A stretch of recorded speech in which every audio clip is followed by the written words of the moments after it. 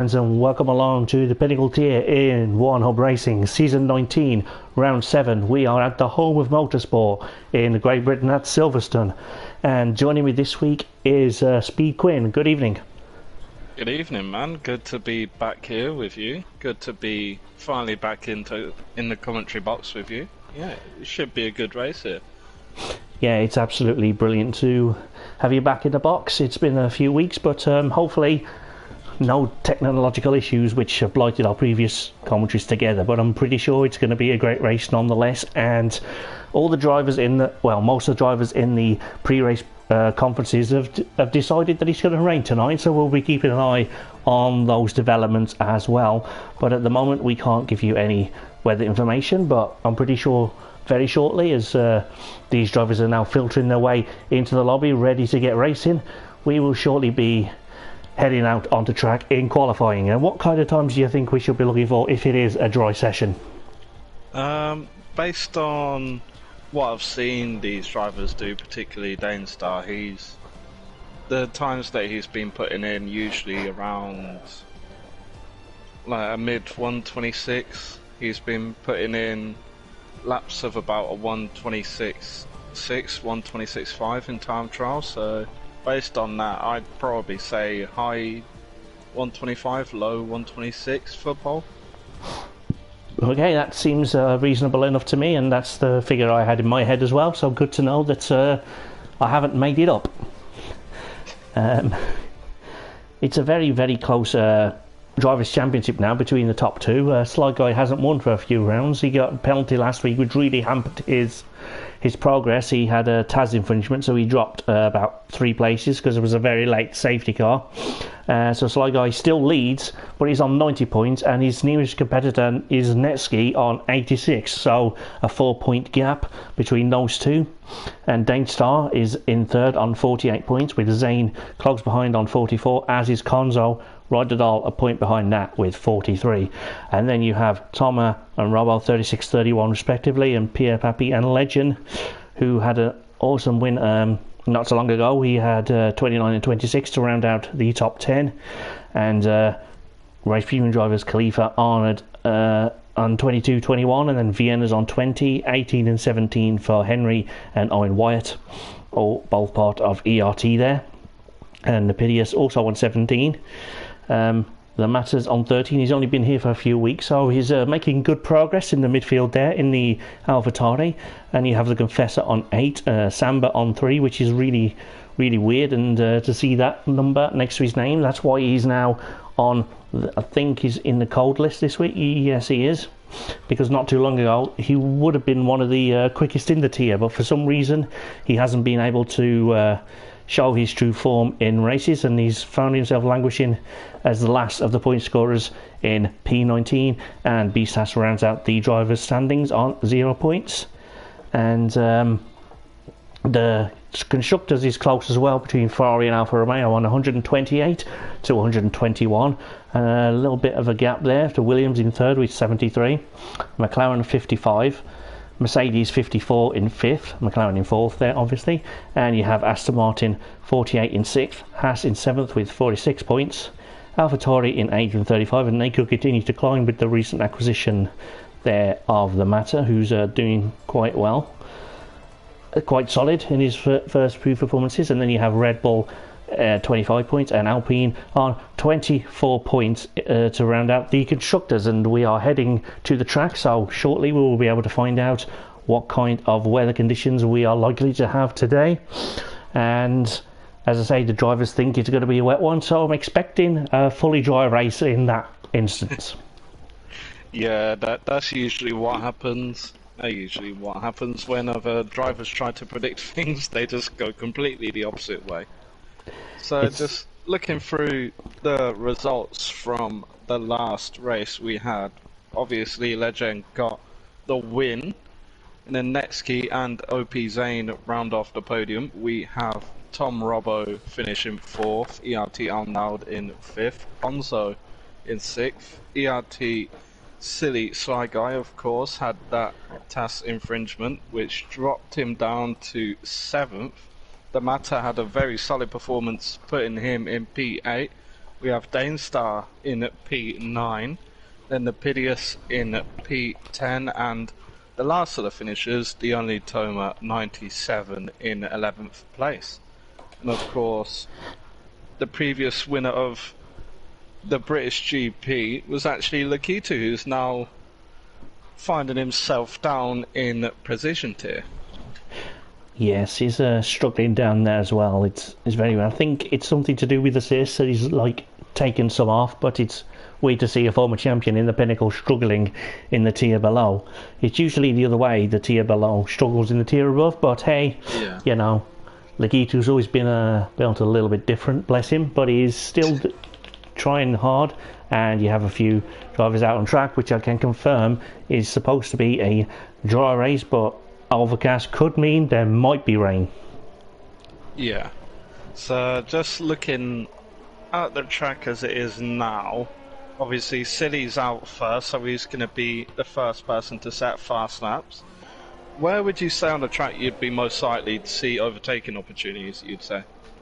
Well, Leski's just coming up to just past one of them, maybe on the brakes into, I think it's Stowe, I can't remember the corner names.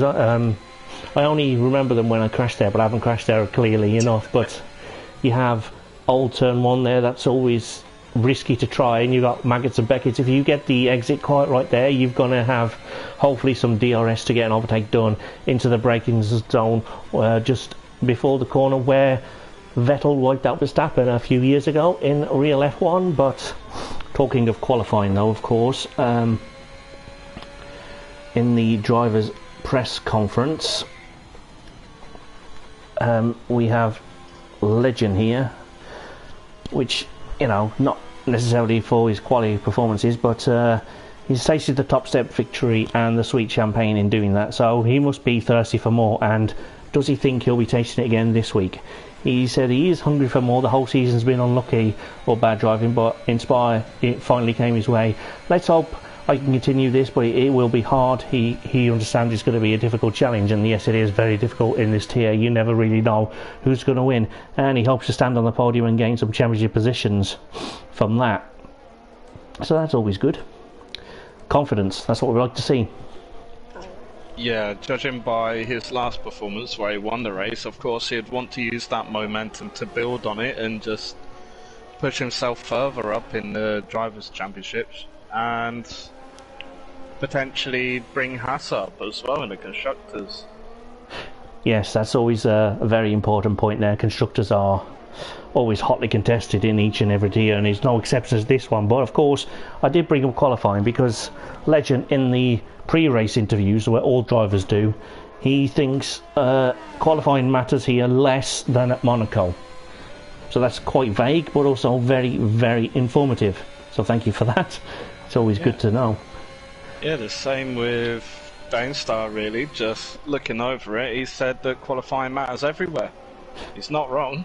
I mean, you say that, but just look at Verstappen in Russian real life. Last to the podium. Doesn't really matter, does it? Yeah, but it does help having a good qualifying. Just going over the pre-race interviews with Danestar. First question, I believe, was, how do you see the race going for yourself? Danestar replied, he's going to DNF at turn 1. So that's promising from him. Wow. There's very promising signs from Danestar. Absolutely, yes, it is.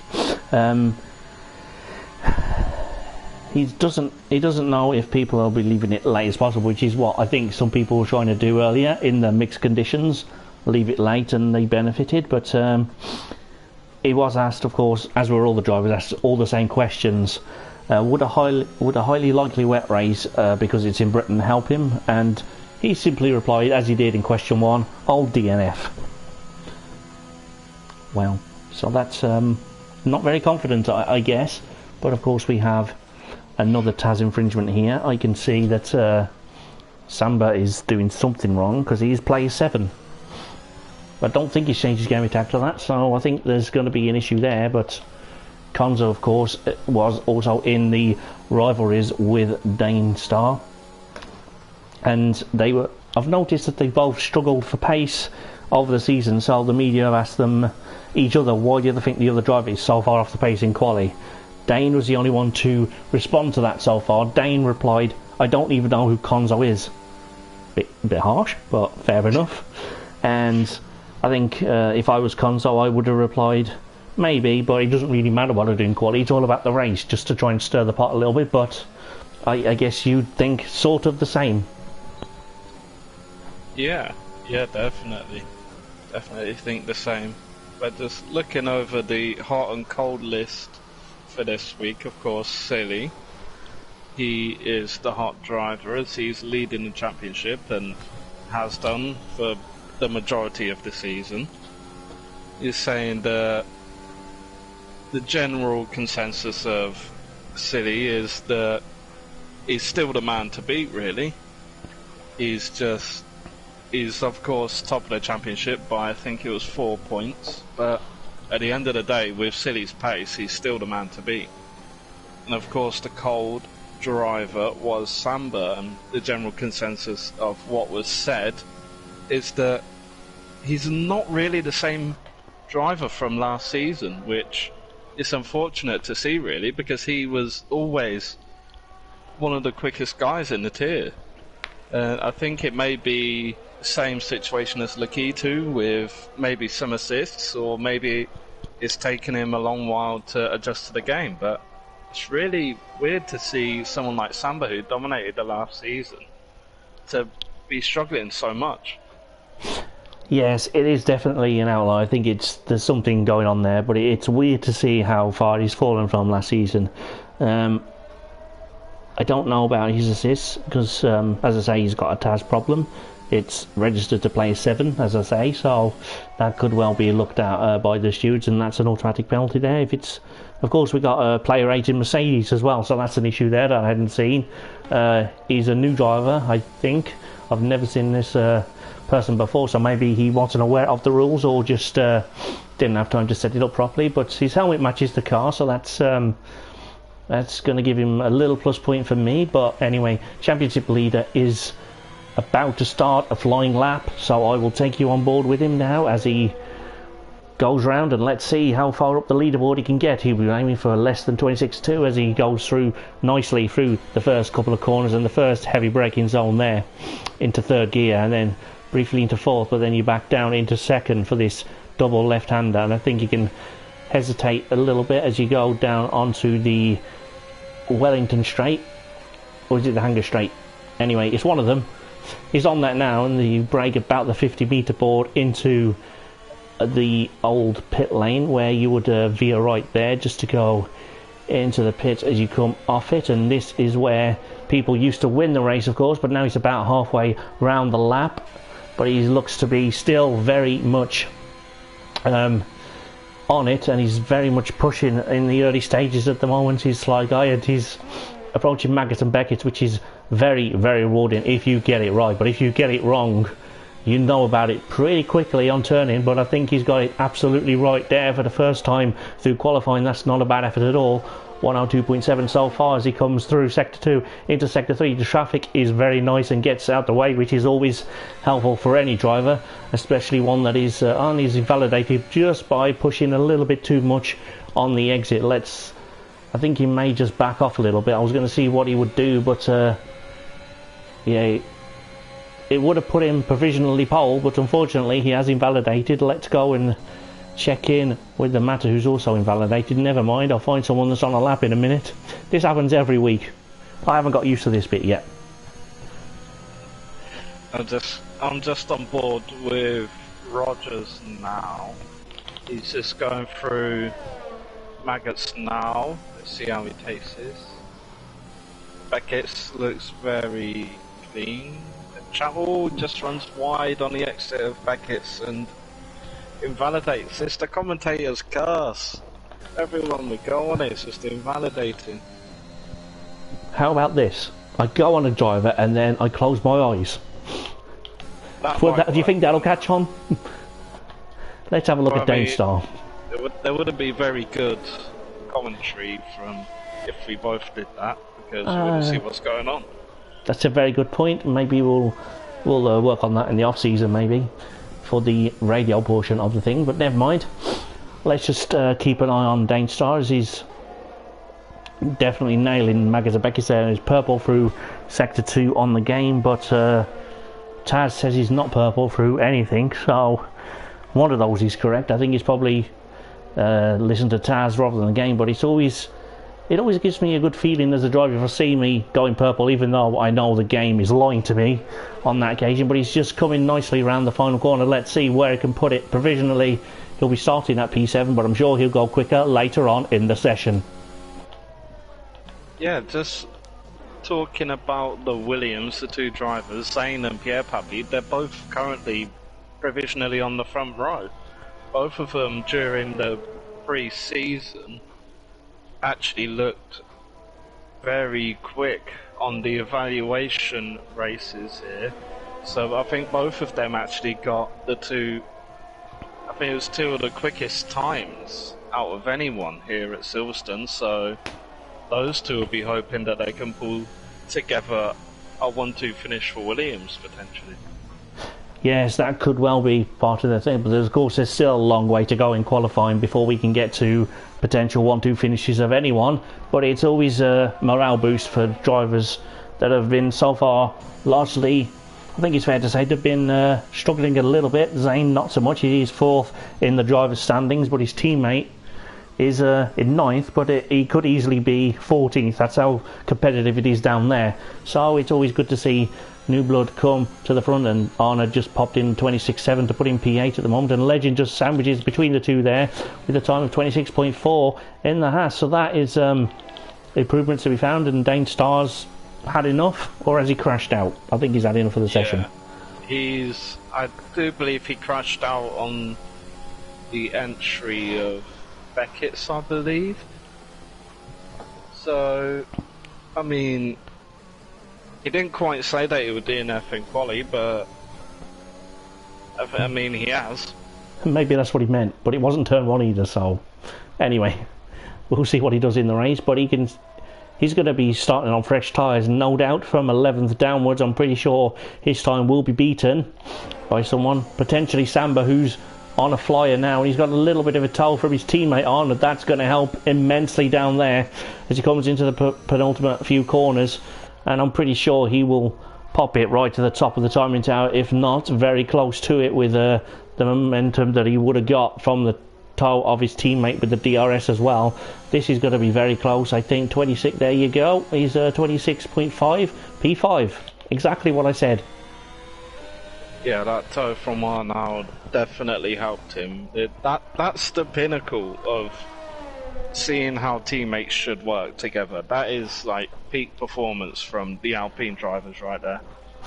Yes, absolutely. Definitely is the case, and I always ask my teammate down in Prospect if he wants a tow, and he never really does, but one day he'll say yes and confuse me.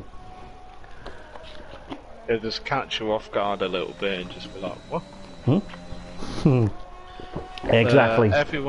Everyone's in the pits now, apart from Silly, and Samba's on his in lap. So Silly's actually doing his lap on the mediums. Well, that's. I believe once he does this, he will be the only person who's actually done a lap on the mediums. Yeah, well, maybe he wants to see where the grip is for the race, because he will need that tyre in the race, and if you can start on it, then he could well give you an advantage later on in the race. As the cars are lighter, you can run the tyres harder, whatever compound you're on, whether it's medium or soft at the end. And of course, the tyre still says that it should be overcast in the race. 19% chance of rain, so I don't think we're going to get rain, but it could well rain, because you know what this game is like sometimes. But the air temperature should be 19 and 27 for the track in the race. At the moment we have air temperature of 20 with the track at 28 degrees, so nice and toasty, so we should be able to get a little bit more performance out of these mediums. But definitely I think he's doing it more for the race than he is right now for qualifying. I mean, he did set a 1:03 as a Sector 2 time collectively, which by my standards is pretty quick even for the mediums. Let's see what his time is. So 1:26.6, it puts him P9, which is quite solid, but if you're silly, you should really be looking to qualify towards the front. Yeah, I think he's just... I don't think he's got time to go back with the words.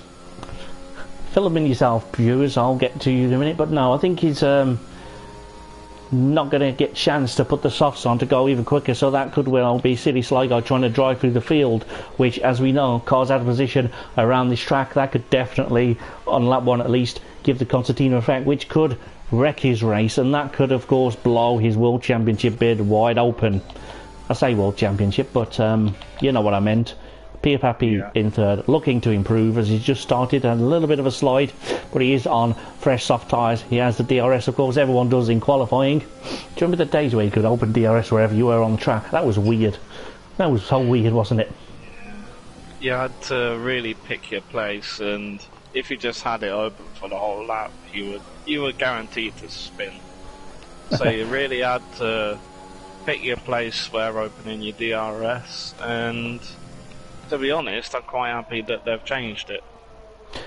Yes, it definitely feels a little bit more rewarding if you're a second behind the car in front, which is what you need after 2 laps of a race. Of course, the DRS becomes active, and then, of course, sticking in that 1 second window could give you all the benefit in the world, or if you slip outside it, you could be the one that's being eaten up by DRS. But he's slightly quicker on this lap, so I'm interested to see how far up the grid he can be starting, as Samba goes P5, I think. Yeah, Tom Robbo's had enough of the session. And what will Pierre Pappy do as he comes round the final corner across the line to go provisionally pole position, a little bit ahead of his teammate who is also out on track. So I guess we should go on board with the other Williams driver and see what kind of time he can do. Yeah, looking very, very promising for the 2 Williams drivers. Yes. Zane has got Legend just ahead of him, who is down a 10th on his Sector 2 time. So just going to stick on board with Zane. He is 100th, I believe, that is. Down, yes, it's up on nothing. his time. So he may only get a slight improvement here, but it may be enough just to get provisional pole, as qualifying has officially ended. The checker flag is out. He doesn't actually improve, so Pierre Pappy looking pretty at the top. He does, but Iron White's on a lap as well, and recently substituted out of my fantasy team, so at the moment that's a good decision because he's starting in the top 4 at the moment. Samba is in 5th, but Taz, remember that plays 7. I think that's probably sealed it now for the stewards to understand and look into, but I'll try to remember that it is Samba when I look at the Taz, but it's difficult at speed sometimes. Yeah, it's quite difficult, but just looking at Samba now, his sector time is 2.5 temps up. Oh, yeah. And Arnold's giving him another toe. Wow. He's giving him another toe down the straight, hang on straight. But let's see where this could realistically put him on provisional pole here. It's definitely going to be close. But not quite close enough. 2000s off pole. Well, that's going to annoy him. Wow. I think that's probably the a lot. teamwork from the 2 Alpine drivers is really something to desire, but the top 3 separated by 14 thousandths of a second. That's incredible. This is what you get with Pinnacle tier, everyone. This is what you get. If the race is going to be anywhere near as close as this, I think we're in for a very good one indeed. But I think that is qualifying over, and that will be Pierre Pappy in the Williams starting in pole position. And when was the last time we saw that in real F1? My memory is blank. I just can't remember. That's the whole point of it. You can't remember. Yeah, I think Hulkenberg, when he drove for them, he put it on pole, but that was changeable conditions. I don't think they've had one since then, but They certainly won a race since then, but no one remembers Pastor Maldonado. Anyway, we'll go down the qualifying order very shortly, but the new Red Bull livery is certainly turning a few heads in the community. Oh yeah, definitely is. This white livery is probably one of the best we've ever seen. To be honest, it's the best livery I think we've ever had. See, I'm on the fence about it. I like it, but I prefer the blue one. But it's kind of nice for what it is. Anyway, Pierre Pappy puts it on pole. Samba just 2 thousandths behind him there, and 12 thousandths behind Samba is Zane in third, Ryder in fourth. That's a very solid, quiet session he's had. Very under the radar. Legend in fifth. Owen Wyatt will be starting in P6, so there's a chance he could do something in the podium. And then you have the other drivers down from 7th to will clear up on the formation lap. And at this time, before we get started, I would like to take this opportunity to thank our fantastic sponsors and partners here at One Hub Racing. Our sponsors first are Next Level Racing, who sponsor the league by providing a Next Level Racing direct drive stand to the driver of the season, which is a new award here. And 3M Sim Racing sponsor the league by providing a pair of their sim racing gloves to the driver with the most combined poles, fastest laps. So that's a good claim there. It's a very good prize as well. And of course our partners over at Vespertine, who support our championship prizes, and ERT do the ERT Going Gets Tough award, which is for all drivers to attend all races. You don't necessarily have to finish, but attend and do all your media obligations, which I think is drivers' press conference, maybe rivalries, and it's definitely pre-imposed as well. It might not be rivalries, don't quote me on that, but yeah, all the drivers get to do all their things, and if you're still outside the top 3 in the championship, you will be put into a spin of the wheel, and the wheel will choose the winner of the Going Gets Tough award this season, as it did last season and the season before that. But it is a fantastic opportunity for drivers that aren't necessarily up in the higher end of the points, but always turn up every weekend. I think it's a cool way to give back to every driver. Yes, definitely. Just looking at the conditions that we have at the moment, it's looking fairly overcast.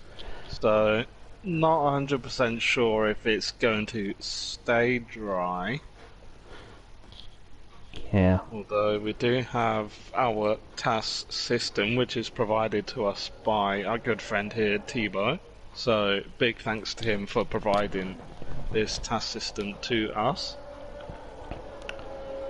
Yes, definitely. I did mean to mention him, but it's always a very good opportunity that we can see who's doing what. And Sly Guy decides to start on the mediums after all. Fair enough. As does Dane and Hay Rogers. Everyone else is on softs, as you would expect. Everyone in the top 10 qualified on those tyres. And I believe I got to Tom Robber in 7th, and you have Toma in 8th, Netsky 9th, Arna 10th, Sly Guy 11th, Nepidius, which is so fun to say, 12th, Dane Star 13th, the Mata and Konzo on the softs 14th or 15th, and as I said, Hay Rogers at the back, making his debut in the Mercedes on the medium tyres. Yeah, so just looking through, it doesn't look like that there is forecasted any rain for the session. Temperature stays at 19 degrees and track temperature stays at 27, with the rain expected percentage basically stays at 19% for the whole race. Yeah, so I think it's going to be very unlikely that we're going to see rain, but that doesn't make it impossible, of course. I think it's probably going to be a dry race looking at what I can see, because there's still enough blue sky to think about it, but conditions can and very often do change very quickly in Great Britain. Yeah, they do. So just, you would you say is maybe some drivers who you'd look out for in this race? Yeah, I mean, Arnold's starting 10th, but you could always look out for him after last week. He's never given up, and he's definitely the epitome of what the Going Gets Tough award is usually all about. But of course, never count out Sly Guy either, the championship leader from 11th.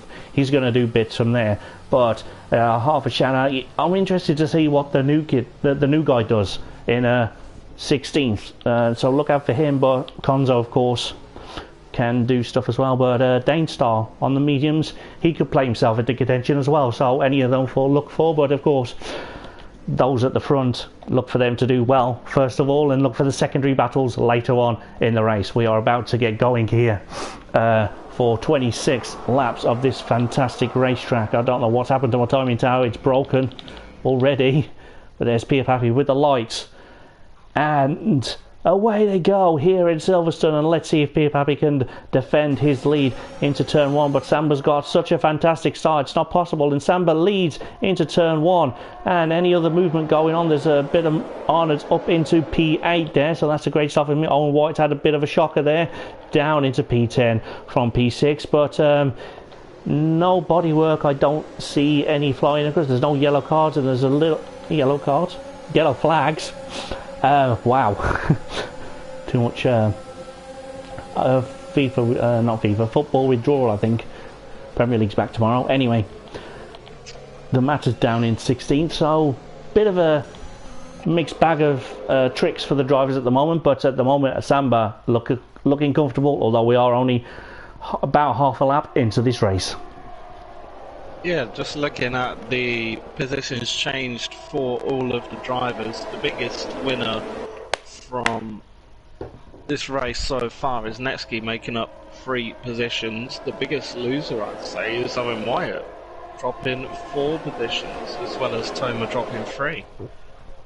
So dropping this far down already it's not great for your confidence. Or it can just spur you on and just reignite your race, really. It can go either way. Okay, Taz says there's 3 drivers out the race, but the game does not tell me that, so what's going on there? I'm not too sure. It might be the people who have just pitted. Okay. There was Legend, who, not sure what happened to Legend, but he's all the way down in last now.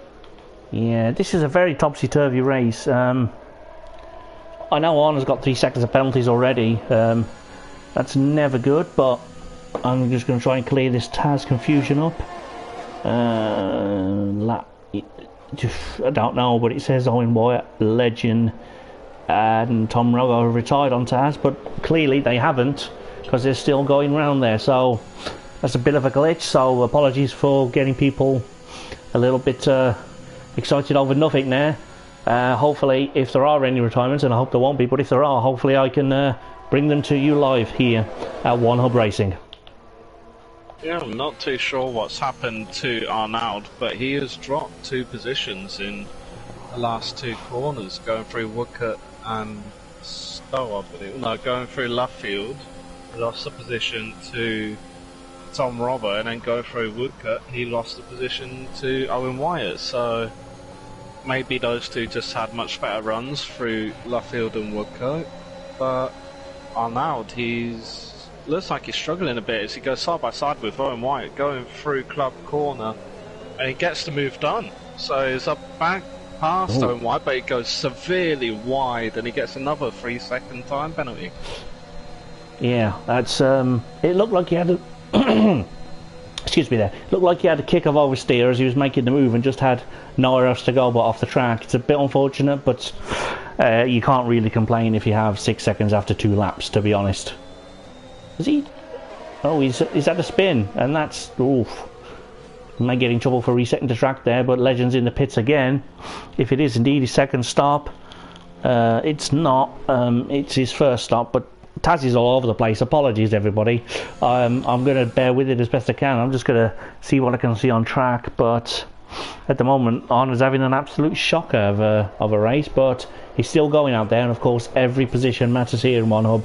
Every point matters, and of course, we have fastest lap points in and outside the top 10, and points all the way down to 12th. So it's never really over here in One Hub, and it's the coolest thing about it is you can be 15th and leave with a point. As Arnold is now, he could get the fastest lap of the race, but of course he has to stay facing the right way for a few laps for that to happen, and he's just struggling with the handling, I think. Perhaps he's expecting other conditions, I don't know, but Maybe we'll find out later on in the press, in the driver's press, the post-race press conference. Words are in my head, and they're not coming out in necessarily the right order. Right at all, fastest on track. Everyone's fastest on track at the moment. This is quite a solid opening to what should be a fantastic race. We are on lap 4 of 26 here at Silverstone. Yeah, it's looking very, very solid. Just looking at Nepidus, of course he is in the pits, but he was the only person with some damage, so that has been hampering him for the first few laps here, the first 3 laps. But just looking at all of the tyre wear for everyone, the worst tyres on the grid, you have to say, they are Samba's tyres. His front left tyre is currently on 24%, his front right is on 21, and then his rear left is on 21 also, 22 now, and his rear right is on 20%, so I guess he's just trying to go all out, trying to stay ahead of the 2 Williams drivers, which may hamper him in the long run, because 2 Williams drivers, especially Zane, is really looking after his tyres. Yes, you can definitely tell that Samba is leaning on those tyres quite a little bit as the damage is up, but it's not necessarily a lot more than them, but more is enough sometimes for the tyres to give out before your opponents. But of course, Ryder's tyres aren't great either. His front left is 26%. It's a percent lower than Samba, and at the moment you've got to say Williams are driving a very good race, and Tom Robo's in the pits again, and of course yeah, not a threat of anything at the moment other than green flag laps, which is what we want to see, and Taz is absolutely having a meltdown for me right now. So yeah, I don't know why it's playing up so much today, but hopefully it doesn't become a nuisance. Owen White is still in the race despite Taz telling me he's not, so just ignore that for now. And Owen White is struggling in 9th place, although he's on the right tyres to do something about it right now, and maybe he could do an undercut. I think it could well be powerful here. As long as you get your pit stop absolutely perfect, you could gain a couple of positions if a driver in front of you stays out for a lap too long. Yeah, the power of the undercut is really strong here as Samba sets a purple first sector. Well, no, that's purple second sector, my bad. But yeah, the power of the undercut here is so much, just because of how much time you lose through pitting. But it looks like Silly's actually had enough of the mediums. So it looks like he's had enough, and he's maybe going for another set of mediums. I'm not too sure. I'll keep an eye on that. But yeah, the power of the undercut, because of how much time you lose, which is I believe 37.5 seconds here, if you're just doing a tyre change, with the amount of tyre wear that you have at this track, it can really be beneficial to come out on fresh tyres and clean air, because you'll make up so much time on everyone else. Yeah, that's definitely a very good point, but he's coming out on softs, and it's very strange to see a driver start on mediums. They'll be fresh and only do a handful of laps on them, and there's no damage reported, so that could be a very early tactical call. Maybe he feels like he can be quicker now and he can manage the race later on, which is a very brave call indeed, and we'll see how far up the leaderboard that can get him. But at the moment he'd be scoring 1 point, which isn't anywhere near enough to extend his championship lead. Yeah, just looking at his tyre choice, fitting onto the softs, I think he may be trying to extend this tyre to about 10 or 11 laps, and then fitting onto another set of softs actually, as Mata gets a time penalty, and then we see the influx of drivers coming in as Toma gets a 5-second penalty for speeding in the pit lane. Ouch. It's unfortunate, but we see all of these drivers coming into the pits. We'll have to see where they come out compared to Tom, Robbo and Silly. I think Silly will find a gap to come in. I think it may just be... It might even come out ahead of Pierre Pappy here. Maybe not. He comes out just behind, just ahead of Ryderdale. Okay, so it wasn't as good as I thought it might be, but of course he's got one stop out of the way and those ahead of him.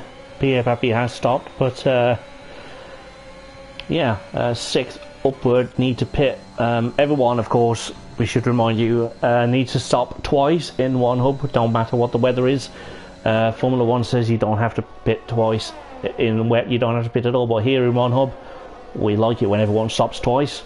Any less than that is removal from the race via disqualification, which unfortunately we still see on the rare occasion. So that is why we have to try and remind the drivers as gently as possible. I thought it was going to happen a few weeks ago, actually. The last time you were in the box, the race after that, I thought we were going to have a disqualification, but he pitted on the penultimate lap, gave us all a heart attack, but remembered just in the nick of time. So just reminding ourselves, with the average pit stop loss is about 37.5 seconds. Looking at the gaps to the leaders, it was showing that Samba and Zane would come out behind Owen Wyatt. Yeah. Like, judging from that average pit stop loss, but it doesn't look like it. It looks like Pierre Pappy and Silly will be coming out very close. Very, very close to the leader. Samba goes defensive on Silly. They make contact. Two ERT drivers going side by side. They're still fairly close to each other, but they're both making a huge run on Pierre Pappy here. Silly looks down the inside a little bit. Pierre Pappy is on the medium. Silly's on the faster but softer compound. Will Silly get the move done? He's still there or thereabouts, but he tucks in behind him. So very, very exciting racing going on here as we go through Copse Corner. Silly takes more of the inside curve, but Pierre Pappy runs wide on the exit. It just looks like Silly has more confidence in his tyres as they get very close to contacts there. Yep, very close, but luckily no contact at all. But look at that, you've got 8 cars pretty much line astern there, and the DRS is going to come into effect very shortly for some of these guys to try and make a move as you have the de facto race leaders coming into pit. Now everyone has pit at least one time, so that is halfway to a successful race strategy. And this battle, I think, is going to go on for some time, unless Sly Guy can absolutely floor it and get away from them all. He is on the softer tyre, and does he lead? Is he going to come out in front? Yes, he is. He's going to lead the British Grand Prix despite starting in 11th. His early call could well hand him the initiative here, and that is more like the Sly Guy we've seen most of this season. But of course, there's still a lot of work to do, and he's going to have his rear mirrors full of cars at some point, but at the moment he is in control. Yeah, just looking at how old his tyres are at the moment. They're only 2 laps old compared to the tyre wear they have. Just looking at a strategy that he could be running, I'd be guessing that he could be pitting. Oh, never mind, it doesn't look like he'll be pitting anywhere because he just crashed at the exit of Copse. Championship leader has blown the door wide open. I don't know if you can call that a commentator's curse or not, because I didn't say anything. I was on board with him, but I didn't say anything. You heard it here first. It's not my fault. Anyhow, that's definitely given Netsky the initiative, who's in P3, which is good enough to take the lead of the championship, but there is a long way to go, and he has a little bit of understeer as he comes through the dirty air around the final corner, but he's had no drama after that. And yeah, Sly Guy is the only retirement of a race, and I don't think I've ever seen Sly Guy retire from a race before, so that is quite a strange experience for me here, but I digress on that one. Yeah, we could see, judging by how this race has gone, is far from being over with all the action that's happening. there is 6 cars all within DRS range of each other, and we have a slight gap to what is now Toma, with him getting a move done on Danestar, about a 4 or 5 second gap, as Owen Wyatt goes alongside Danestar as well. He keeps it alongside Danestar, and he's still there. Can we see a situation like real life through courts? No, they think better of it. Owen Wyatt pulls out of it, but he's very, very close to the back of Danestar, gets a wider entry. But Danestar is really carrying the most momentum through out of everyone. Toma goes defensive early. Yeah, going defensive early never usually ends up very well for the driver that does it, but on this occasion he's able to hold on to that position for just a little while longer. But Danestar, surely it's only a matter of time before he finds a way past the Mercedes of Toma, although he is in a bit of a sandwich with cars that he doesn't usually like to be around. But that's Owen Wyatt. Sorry to interrupt you there, but Owen Wyatt going out of club corner, he really got on the power too early, and he just started veering off to the right. Luckily he saved it, and he may have got a warning for cutting that corner, but good to see that he saved it and he's still running. Yeah, I did catch it in the background. I was on board with Danestar, so I saw it in the background. But yeah, it's definitely a scary moment when you see a car do that at that kind of trajectory. And yes, that would have given Owen Wyatt a warning. So he's now on 4, so he does have 3 seconds. Yes, he does. I'm just so confused with people that are meant to be retired still out in there. I don't know why that's happened, but it's distracting as anything, so apologies for that once again. I'll ignore it for the rest of the stream, hopefully.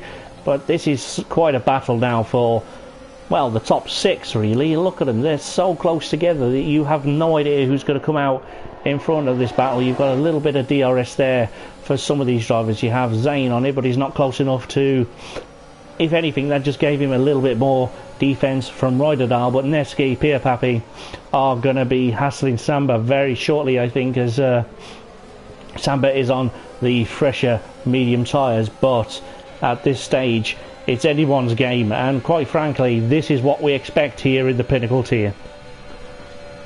Yeah, just looking, this was at one point a 7-car train for the lead, which is ridiculous to say, as you don't see it very often in real life Formula 1, but having a 7-car train for the league, of course, or for the lead, as we have Arnaud, who's spun off at, I believe that was Farm Curve, up to the entry of the village. So not what you want to see, with this whole grid basically being an Alpine sandwich now, with Arnaud at the back and Samba at the front. That's quite a very, very big sandwich. I think I'd struggle to eat that, but yeah, it's definitely a big Alpine sandwich at the moment. But look at the move on Nevsky. He's trying to go a little wider so he doesn't have quite as much dirty air to go through the fastest part of the racetrack, which could well be a sensible idea to try and resist the dirty air a little bit. Perhaps it just doesn't have quite as much an effect as the cars around him, but at the moment he's still in P wherever he is, and Zane is in P4, Nevsky P3, Pierre Pappy P2, but Samba's still out in front by about half a second, give or take, depending on where they are in the braking zone. But that's quite a performance so far from these 6 guys fighting for the lead. And of course, any dramas between them, you've got Danestar a few seconds behind them, and there's a 5-car train for P6, P7 downwards, apologies for that. So quite a couple of trains going on, and this, quite frankly, is, I don't know where to look. Yeah, the Samba is really slowly starting to pull away from Pierre Pappy. It was 8 tenths before the DRS zone. It's now back to about 6.5 tenths, as we see Toma and Danestar fighting once again at the same place at the exit of the Wellington Straight, but Toma keeps ahead of him. So Toma's done what Danestar couldn't, and is really going to be struggling now because Danestar's on the same age of tyres, but obviously different compounds. So Danestar would have to get past Toma fairly quickly, so that once he pits, he can potentially do an undercut on him. Well, the undercut on Toma is not really necessary, as he does have a 5-second penalty of speed in the pit lane at his first pit stop, so that's not really an issue for Danestar. Of course it's not, he's gone straight past down the inside as I say that, so never mind, it's as you were, and Danestar could just get on with the rest of his job. And yeah, remember, Toma's 5-second penalty is really going to hurt, especially on this pit lane, with it being so astronomically long. It's going to feel like an absolute eternity when Toma pits again. Yeah, just looking at this gap from Pierre Pappy to Samba, it's a lot closer than it was at the first. This time last lap it was 8 tenths, now it was just 4.5 tenths, but Pierre Pappy didn't really close up that much. So maybe he's trying to save his ERS. Just looking at everyone's ERS as it stands, Samba's on 41%, Pierre Pappy's on 70%, Netsky's on about 60, yeah. Zane is on about 40%, Ryderdal's on 14%, and then Tom Robbo's on 32%. So big discrepancies in ERS saving and usage between the top 6, and people like Pierre Pappy and Netsky are going to be really benefited from this, as Pierre Pappy looks to the inside and he's side-by-side contact between the two, and Pierre Pappy's spun. Yes, he has. I didn't see if there's any I don't think there's any blame to proportion there. I was just looking through the fuel usage as well. You have Samba's minimal on fuel but should be fine, and you have Netsky who's got quite a lot more fuel than perhaps he might need. So definitely different strategies from these drivers and different usage of their ERS energy. But unfortunately for Pierre Pappy, he's got a lot of work to do to get back where he was, although he's helped by a couple of them being in the pit lane. But Samba is now just, I think he's bringing home the advantage that he has now, and I think he's at the point where he can just control the rest of this race. We are on lap 15 of 26. We just passed half distance, and this is quite frankly one of the most exciting British Grand Prix we've had in One Hub season 19. It's the only British Grand Prix we've had. I'm trying to hype it up. This is brilliant though, and Konzo is in P8. So remember, I said to keep an eye on perhaps Konzo as he started lower down. He's in the points quite comfortably, and he's looking quite promising if any dramas happen ahead. Yeah, I'd just like to remind ourselves of the rivalries questions that we had between Konzo and Danestar. When it was asked to Danestar, Danestar said, "Who is Konzo?" Well, you better know who he is now, because you're saying 15th and Konzo's in 8th, Dane. Yes, that's a very good point. I think he may well be paying attention now exactly who Konzo is, but Konzo is now in the pit lane. Talking of Konzo, so this is key. Is Konzo going to get out anywhere near Danestar? Maybe he will, but it's such a big pit lane that I think he may have a power nap on the way to his box at this particular moment in time. But we're back to the battle for the lead now, and Zane seems to have gained a little bit on Netsky, but not a lot. But there's definitely a three-way fight now for the lead, with Ryderdal in third, 7 tenths behind the leader Netsky, 2 Ferrari drivers and a Williams. This could get very, very interesting. Yeah, Toma and Owen Wyatt are fighting through Lovefield. It seems like Toma's got a bit of a thing with fighting people at the end of the Wellington Straight, as they are still side by side going through. And Cop's Corner, maybe, or nearly a Hamilton Verstappen moment. It's very, very cautious from both drivers. Of course, Owen White is in the Red Bull and Toma is in the Mercedes, so it makes perfect sense. But Toma is now under fire from his teammate on the soft tyres. They both have DRS. Owen White goes very, very defensive. And Rogers actually gets... It's still going side by side, actually. But Toma thinks better of it and backs out of the corner. Oh, I took a massive deep breath there. Close, very, very close driving there from the both of them. Yeah. Just looking at the back of the grid, we have Dainstar, who's actually ahead of Konzo now, so maybe that was just due to Konzo not having his second stop that he was ahead of Dainstar, but now Dainstar's proven his point right. Well, maybe, but there's still quite a handful of laps to go, and they're not too far away from each other on the track. Let's have a look in the midfield. The Pidius is in a world of his own right now, just doing his own thing. He's not really under any pressure from anyone. He's not pressuring anybody else, but the two cars directly behind him are on fresher, softer tyres, so he could well be having a battle for 10th place in the next lap or two. But the two Mercedes, as you say, went side by side the previous lap, but luckily they didn't take each other out. But it is... It was close, and I definitely took a sharp intake of breath. You may have heard me in the background as it happened, but luckily no contact made. But Nevsky has now lost the lead to Zane, but Zane is going to... They're both pit in. They're racing into the pit lane as well, and he's got it stopped. That is quite a move. That could be key. Well done. I've seen that very rarely in league racing, but when it happens, it's really, like... It's nail-biting stuff when you see two people going side by side into the pits.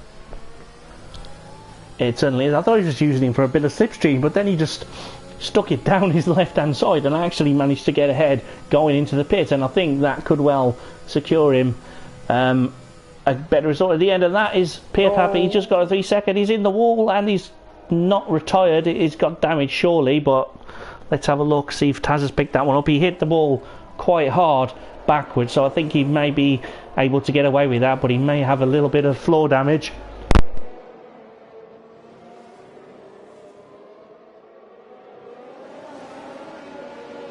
Yeah, he may have some floor damage, as we'll just check on the task system now. Let's have a quick look at Pierre Pappy. He doesn't have any damage according to TAS, which is good to see. Of course, being on 10 lap-old tyres, it's really, really hard for him to get the temperature down as he goes for a little moment through Woodcote.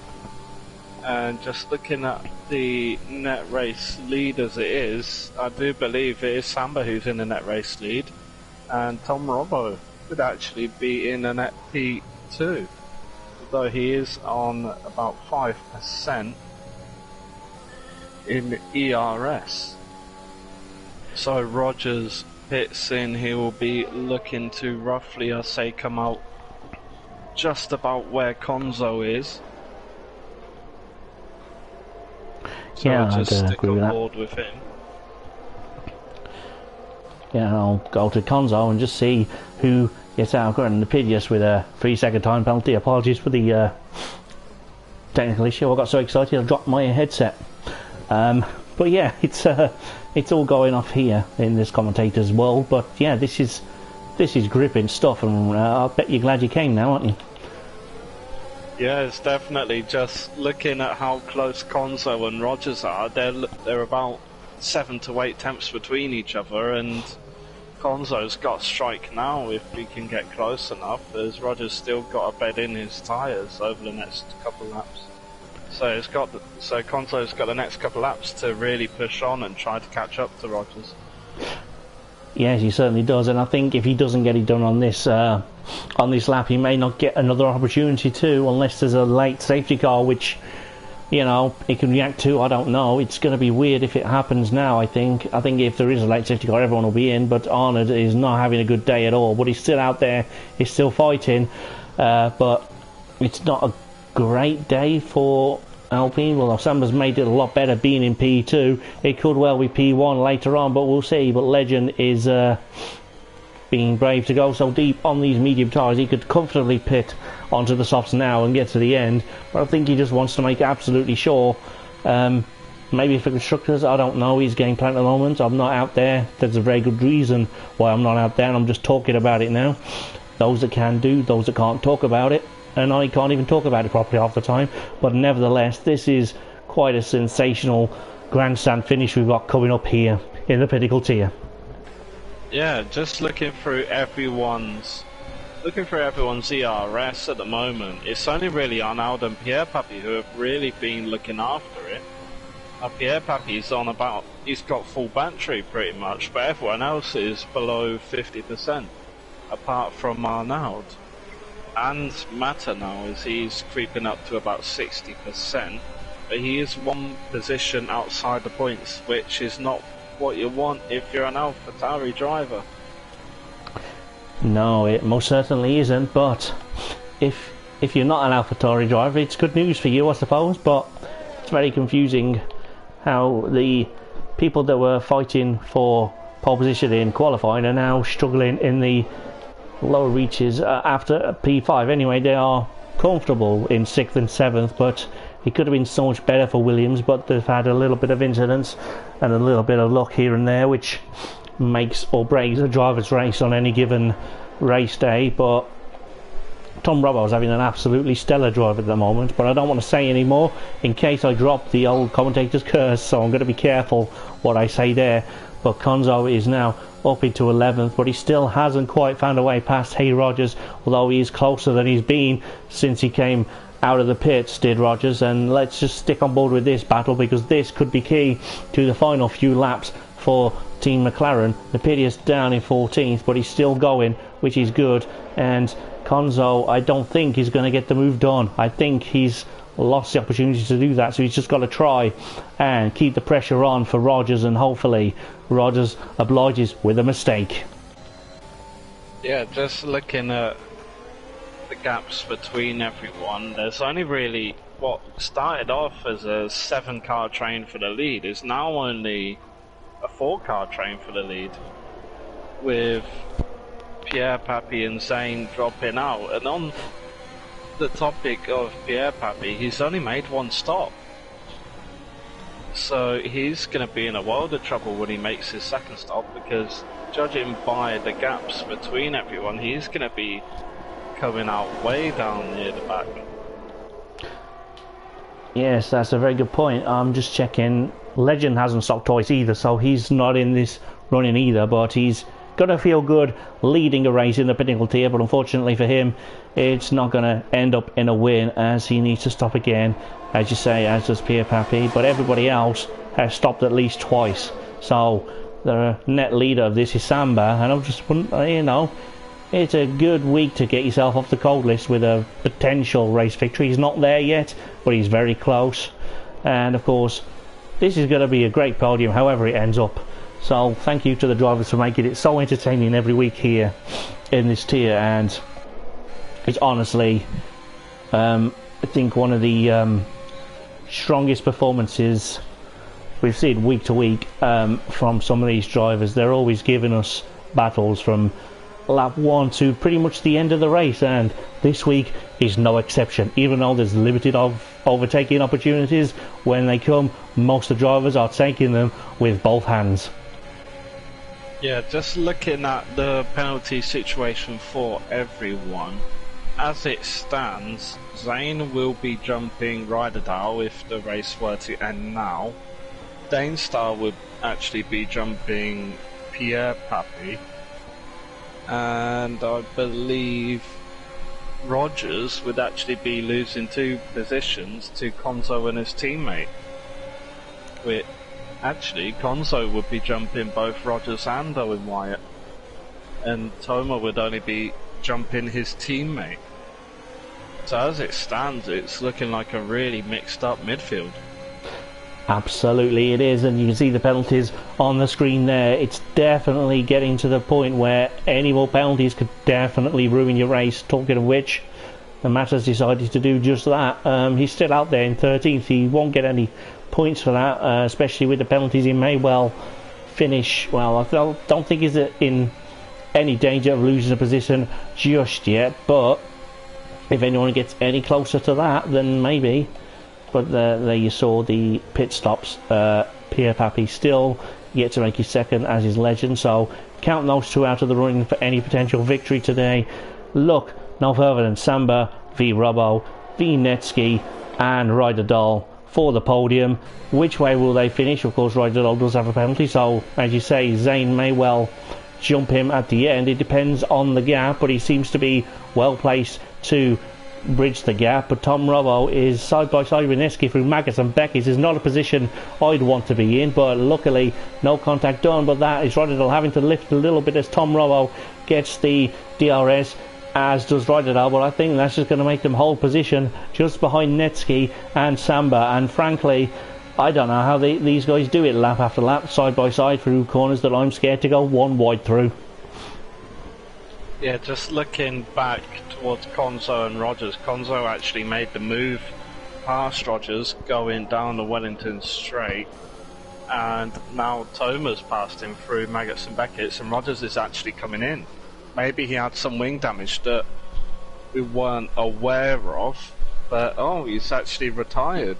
You might as well keep going.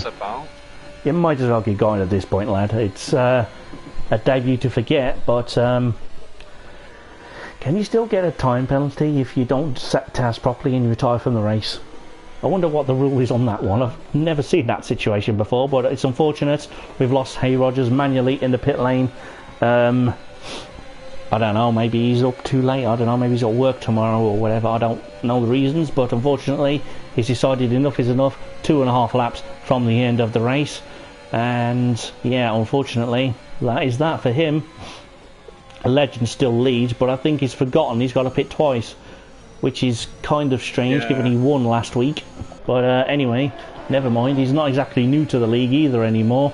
You can't really forgive them for not reading the rules, but it happens in the heat of the moment, I suppose. But at the moment, he's actually coming in now. Like I said a few weeks ago, it happened on the penultimate lap. He's made it interesting for me, and I generally thought he'd forgotten. I thought he was getting carried away with back-to-back wins, but no, he knows exactly what he's doing, and this commentator looks like a fool. And Pierre Pappy's in as well, so maybe both of them have done this strategically to try and take the fastest lap. Yes, of course, that is a very good point, and I should remind viewers that if they're just joining us now, that fastest lap can be won both inside and in one hub racing outside the top 10, so that's definitely a prize worth fighting for. As I mentioned earlier, you could finish 15th and get a point, but you could finish 12th and get 2 points for 12th. It's the point system is 1st to 12th. It's not quite the same as F1 here, so it's close to it, but it's a little more balanced throughout the field, so it rewards consistency more than anything. But Dainstar is up into 7th. Conzo is in P9, so yeah, definitely Dainstar might be sort of aware who Conzo is by now at this point in the race, but still he is ahead of Conzo, and that is one for the rivalries to talk about maybe in the future. But at this stage it's impossible to know who's going to win this race. It's looking like Samba as we're on the penultimate lap. Let's go on board with the race leading trio, and let's see, it could well be a 4. There you go, it's 4 now, back to 4 again.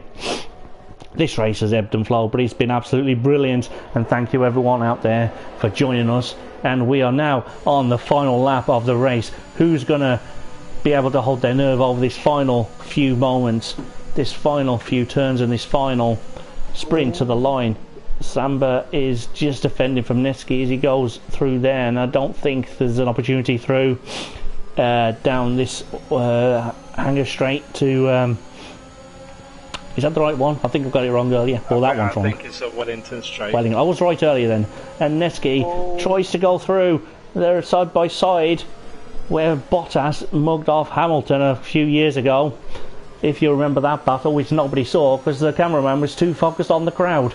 But anyway, I think Samba's found a way through there, but Tom Robbo has more momentum than Netsky, so that could well be crucial for Netsky to try and stay ahead as they approach Maggots and Beckett, which is not a great opportunity to overtake, but it will lead you to some DRS for the final time this evening. across all tiers. There's been some sensational racing, but I don't think any races have finished quite like this one's about to. Roger Dole's out of this. He has a penalty, so it's going to be the top three as they are, probably, as they. But Samba is side by side with Netsky. Netsky wants to win. Samba wants to prove that he hasn't forgotten how to drive, and Samba's just holding on. But who's going to come out ahead? Is Netsky going to overcook it? Tom Robbo is side by side. I think Samba's going to win. Netsky's going to be second. 32 thousandths from being on second place for Tom Robbo. That is quite a finish, and only Tomo gets more. Dane Star and Konzo, look at that. Dane Star 7th, Konzo P8.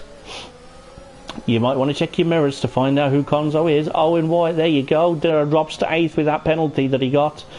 Only Tomo on 9th. Legend rounds out the top 10. There you go, fastest lap. Fastest lap, but we've still got Pierre Pappy. Still got Pierre Pappy doing his last lap, so he may take that away from Legend. Well, let's just stay on board with Pierre Pappy to see exactly what happened. He's taken it away. Hey, he got 2 points for 12th place. That's quite a finish. And Napidius is going to round out the top 14. And I think we both need a moment to compose ourselves before we go through the results and drivers of the day. So we'll just stay on board with the McLaren as he finishes off this quite sensational race at Silverstone.